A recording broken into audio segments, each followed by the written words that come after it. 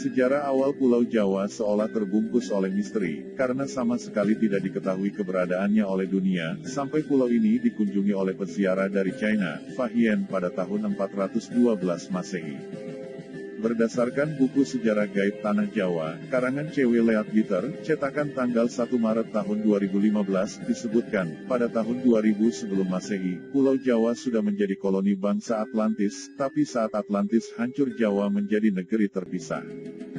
Di saat masih dikuasai oleh bangsa Atlantis, inilah ajaran gaib hitam dan sesat mulai diajarkan kepada penduduk yang tinggal di Pulau Jawa ini. Sehingga pengaruh aliran sesat itu kemudian semakin kuat dan merusak tatanan kehidupan yang ada saat itu. Mereka memuja dewa yang kejam yang selalu meminta persembahan manusia, dan hidup di bawah bayang-bayang tirani tanpa kesempatan untuk melepaskan diri. Pada zaman itu, mereka diperintah oleh raja yang merangkap imam agung dari aliran hitam itu. Di antara raja ini ada seorang yang sungguh fanatik dalam kepercayaan aliran hitam itu. Sang raja memiliki keyakinan bahwa hanya dengan menjalankan praktik kepercayaan yang mengorbankan darah setiap hari, wilayahnya dapat diselamatkan dari kehancuran. Hal ini didasari keyakinan bahwa dewa-dewa ganas dan haus darahlah yang memegang kendali atas Pulau Jawa pada saat itu. Para dewa telah membuktikan kekuatan dahsyatnya dengan letusan gunung berapi berulang-ulang dan bencana-bencana alam lainnya. Raja tersebut lalu memutuskan untuk melakukan sebuah pemagaran gaib demi untuk tetap menjaga dan memelihara perlindungan atas Pulau Jawa. Salah satu caranya dengan praktik ilmu gaib dari para ahli sihir. Hal ini dilakukan agar kelak semua sesembahan darah kepada dewa-dewa haus darah yang bercokol di seluruh Jawa tetap dilanjutkan di sepanjang abad-abad yang akan datang. Demi terwujudnya maksud itu, dia kemudian menciptakan mantra yang sangat kuat di atas Pulau Jawa agar aliran hitam yang dianutnya tersebut tak akan lenyap selamanya. Efek dari hal itu masih dapat dilihat baik secara eteris maupun astral dalam bentuk awan gelap yang besar melayang-layang di atas Pulau Jawa. Awan hitam ini, anehnya kelihatan seolah-olah seperti tertambat pada titik-titik tertentu, sehingga tidak lantas terbawa oleh angin dan tetap tinggal pada tempatnya. Titik-titik lokasi awan hitam ini sengaja dimagnetisir oleh raja, dekat dengan kawah-kawah gunung berapi. Salah satu alasannya adalah karena kawah-kawah tersebut biasanya ditempati oleh beragam jenis makhluk-makhluk halus. Sehingga makhluk-makhluk gaib itu dapat diperintah oleh sang raja. Kemudian pada 1200 tahun sebelum Masehi, terjadi invasi secara damai terhadap Pulau Jawa oleh Raja Vaivasvata Manu yang beragama Hindu. Mereka datang secara damai tinggal di pantai dan pada akhirnya membentuk kota perdagangan kecil yang independen.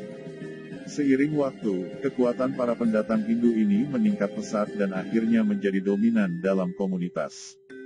Akan tetapi, walaupun agama Hindu telah diterima oleh penduduk, namun dalam kenyataannya pemujaan lama terhadap ajaran sesat tetap dilaksanakan, dan praktik ilmu gaib malah makin menjamur. Melihat kondisi tersebut, Raja Vaivasvata, yang berkuasa saat itu meminta untuk mengirimkan ekspedisi ke Jawa pada tahun 78 Masehi.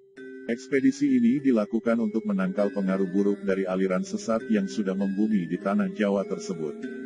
Pemimpin ekspedisi ini dipimpin oleh ahli spiritual bernama Aji Saka atau Sakaji. Aji Saka ini sangat memahami tugas yang diembannya. Aji Saka lalu menanam benda yang berdaya magnet kuat yang telah dimantrai di 7 tempat di Pulau Jawa, untuk menyingkirkan pengaruh aliran hitam dari tanah Jawa. Untuk tempat menguburkan tumbal atau jimatnya yang paling penting dan kuat, Aji Saka memilih perbukitan yang mengarah ke Sungai Progo, tempat yang sangat dekat dengan titik Pulau Jawa. Legenda mengenai Aji Saka ini, dalam berbagai cerita juga dianggap melambangkan kedatangan Dharma, atau ajaran dan peradaban Hindu-Buddha ke Pulau Jawa. Akan tetapi, penafsiran lain beranggapan bahwa kata Saka adalah berasal dari istilah dalam bahasa Jawa, Saka atau Soko, yang berarti penting, pangkal, atau asal mula, maka namanya bermakna Raja Asal Mula, atau Raja Pertama. Mitos ini mengisahkan mengenai kedatangan seorang pahlawan yang membawa peradaban, tata tertib dan keteraturan ke Jawa. Karena Aji Saka telah mengalahkan Raja Jahat Prabu Dewata Cengkar, sang penguasa hitam yang kala itu menguasai Pulau Jawa. Legenda ini juga menyebutkan bahwa Aji Saka adalah pencipta tarikh tahun Saka, atau setidak-tidaknya raja pertama yang menerapkan sistem kalender Hindu di Jawa. Tumbal Aji Saka untuk menangkal kekuatan hitam pun bertahan hingga beratus-ratus tahun kemudian. Hingga sampai pada keadaan di mana jin kembali berkuasa, hujan darah di mana-mana, bencana merajalela.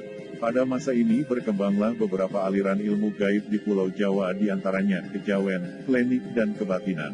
Lalu pada awal abad 13 datanglah Syekh Subakir, seorang ulama yang dikirim Kesultanan Turki Utsmaniyah ke Tanah Jawa. Syekh Subakir adalah seorang ulama besar yang dikirim untuk menumbal Tanah Jawa dari pengaruh negatif makhluk halus saat awal penyebaran ajaran Islam di Nusantara. Karena Syekh Subakir mengetahui kondisi Pulau Jawa banyak dipengaruhi unsur gaib yang sangat mengganggu. Lalu, Syekh Subakir membawa batu hitam dari Arab yang telah dirajah. Kemudian dengan karomah yang dimilikinya, batu hitam, dengan nama Raja Aji Kalacakra tersebut dipasang di tengah-tengah Tanah Jawa, yaitu di puncak Gunung Tidar, Magelang. Karena, Gunung Tidar dipercayai sebagai titik sentral atau pakunya Tanah Jawa. Hasilnya kekuatan gaib yang mengganggu di Pulau Jawa dapat dihalau. Pada masa ini ilmu kebatinan berkembang lagi menjadi beberapa cabang, yaitu ketabiban, kawaskitaan, kesaktian, kanuragan, kekebalan, pengasihan, termasuk juga tenaga dalam. Kemudian sepeninggalan Syekh Subakir, pemagaran gaib terhadap pengaruh negatif dilanjutkan oleh para wali songo. Para wali ini mengajarkan ajaran Islam. Salah satu di antaranya yang terkenal yaitu Sunan Kalijaga. Itulah sejarah singkat kali ini, tentang sejarah gaib di Tanah Jawa. Semoga pembahasan ini bisa menambah wawasan untuk kita. Tunggu pembahasan di video berikutnya.